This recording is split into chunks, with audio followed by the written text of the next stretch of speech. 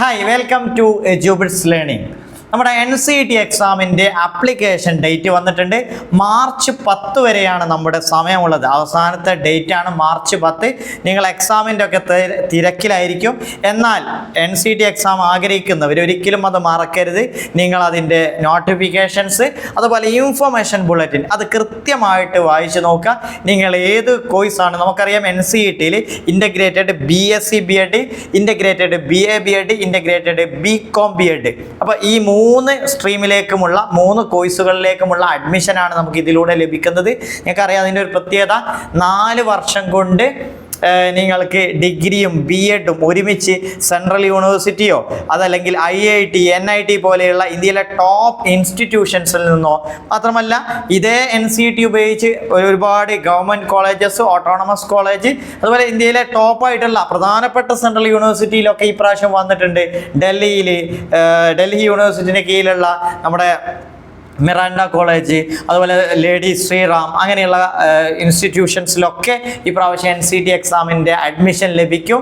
മാത്രമല്ല lovely professional യൂണിവേഴ്സിറ്റിയിലെ അതുപോലെ തന്നെ ജാമിയ മില്ലിയ ഇവിടെയൊക്കെ ഓൾറെഡി കഴിഞ്ഞ വർഷം അലിഗഡ് അതുപോലെ തന്നെ മറ്റ് പ്രധാനപ്പെട്ട പല പോണ്ടിച്ചേരി യൂണിവേഴ്സിറ്റി അതിലൊക്കെ ഉണ്ടായിരുന്നു.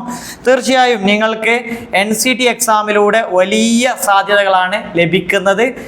ഡിഗ്രി പ്ലസ് B.Ed ഇതൊരുമിച്ച് മാത്രമല്ല പുതിയ NEP പ്രകാരം ഇൻ്റഗ്രേറ്റഡ് B.Edലേക്ക് എല്ലാ നമ്മുടെ എഡ്യൂക്കേഷൻ കോഴ്സും, അതായത് B.Ed നമ്മുടെ ടീച്ചിങ് കോഴ്സുകളൊക്കെ ആ രീതിയിലേക്ക് മാറാൻ പോവുകയാണ്. 2027 കഴിഞ്ഞാൽ എല്ലാ ഇൻസ്റ്റിറ്റ്യൂഷൻസും ആ രീതിയിലേക്കുള്ള മാറ്റം പ്രതീക്ഷിക്കാം.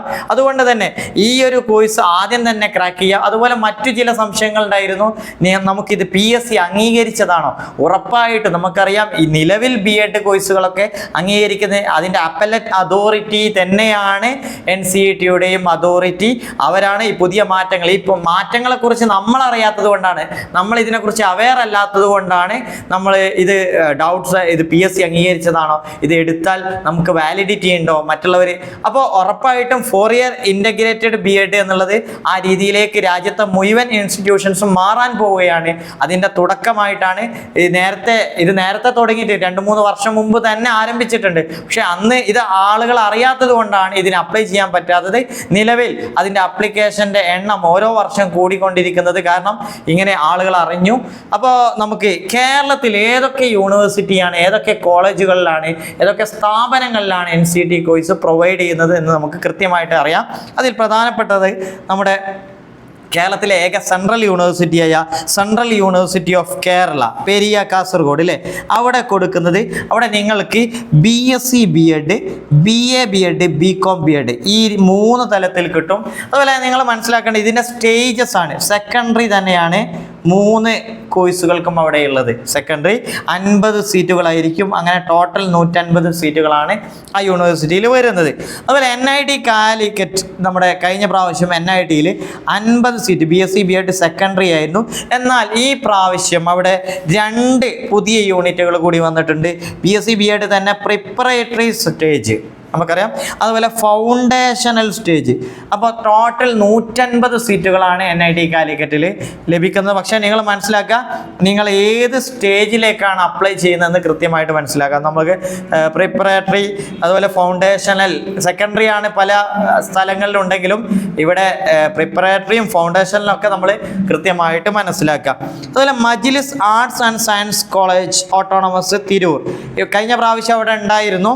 ഈ പ്രാവശ്യം അത് നമ്മുടെ ലിസ്റ്റിൽ വന്നിട്ട്, കഴിഞ്ഞ പ്രാവശ്യം ലിസ്റ്റിൽ ഉണ്ടായിരുന്നില്ല. അവിടെ BCom B.Ed സെക്കൻഡറി ആണ്. BSc B.Ed മിഡിൽ, അതുപോലെ BA B.Ed പ്രിപ്പറേറ്ററി സ്റ്റേജ്, അവിടെയും 3 യൂണിറ്റുകളാണ് കൊടുക്കുന്നത്. അടുത്ത വരുന്നത് Safi institute of advanced study, Vayur, Malappuram ജില്ലയിൽ തന്നെയാണ്. അവിടെ BA B.Ed സെക്കൻഡറി അതുപോലെ BSc B.Ed രണ്ടും അവിടെ കൊടുക്കുന്നുണ്ട് കേട്ടോ. സെക്കൻഡറി ലെവൽ തന്നെയാണ് വരുന്നത്. അടുത്തത് വരുന്നത് ശ്രീ ശങ്കരാചാര്യ യൂണിവേഴ്സിറ്റിയാണ്, അതായത് കാലടിയിൽ അവിടെ BA സെക്കൻഡറി സ്റ്റേജ് ആണ് വരുന്നത് 1 യൂണിറ്റ്. അത് ഈ പ്രാവശ്യം വന്നതാണ്, കഴിഞ്ഞ പ്രാവശ്യം അവിടെ ഉണ്ടായിരുന്നില്ല, ഈ പ്രാവശ്യം പുതുതായി ആഡ് ചെയ്ത ഇൻസ്റ്റിറ്റ്യൂഷനാണ്.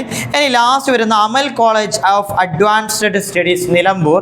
അവിടെ ഈ പ്രാവശ്യം BSc B.Ed, BA B.Ed middle stage ആണ്, BA B.Ed സെക്കൻഡറി സ്റ്റേജ്, അങ്ങനെ 3 യൂണിറ്റുകൾ 150 സീറ്റുകളാണ് അവിടെയുള്ളത്.